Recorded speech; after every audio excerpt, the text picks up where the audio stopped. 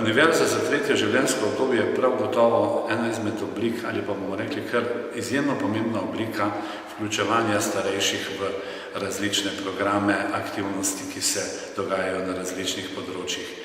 In da se uspe starejše, ki mogoče ne bi se iz svojih domov nikoli predstavili nekam drugam, jih zanimirati tako, da prihajajo na različne oblike, ki jih Univerza za tretje življenjsko obdobje pripravlja, je to izjemno pomembno.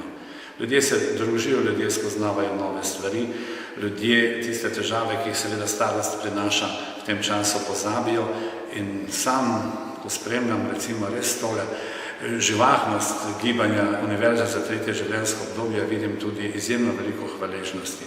Ljudje so izjemno hvaležni, da imajo neko možnost, da iz vse te oblike, in zato sem vesel, da ta Univerza za tretje življenjsko obdobje v Šmarju izjemno dobro deluje, kot spremljam, kar naprej so novi člani in tudi iz drugih krajev prihajajo in skratka, skrb za starejše je tudi po tej plati izjemno dobra.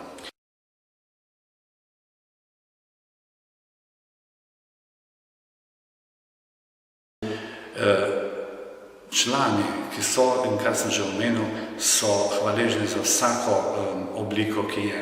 Ali so to predavanja, ali so to tudi druge oblike, ki so. In ker na ta način nekako se dograjujejo, spoznavajo nove vsebine, vidijo, koliko stvari je še, ki so celo blizu njih in jih ne poznajo. In to je recimo v Univerzi za tretje življenjsko obdobje tudi ena tistih osnovnih stvari, da jim predstaviš ali ljudi, ali dogodke, ali zgodovino, kulturo nekega območja, pa tudi širše.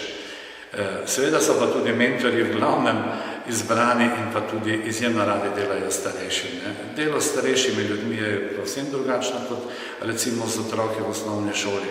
Je treba čisto drugače pristopati in toliko, koliko jaz poznam te naše mentorje, vem, da jim je to delo velik izziv, da jim je celo izziv tako, da se posebej pripravijo na njihova srečanja in skratka, da vsi skupaj oblikujejo tako člani kot mentorji dobre skupine, pa seveda s tem namenom dobro poslanstvo.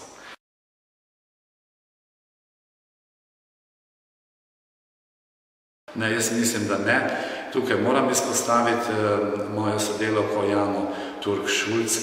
Ona je pravzaprav rojena za takšno delo, ona to upravlja ne samo z veseljem, tudi z izjemno velikim strokovnim znanjem, ona se tudi strokovno izpopolnjuje na tem področju in zato menim, da je tudi uspeh takšen.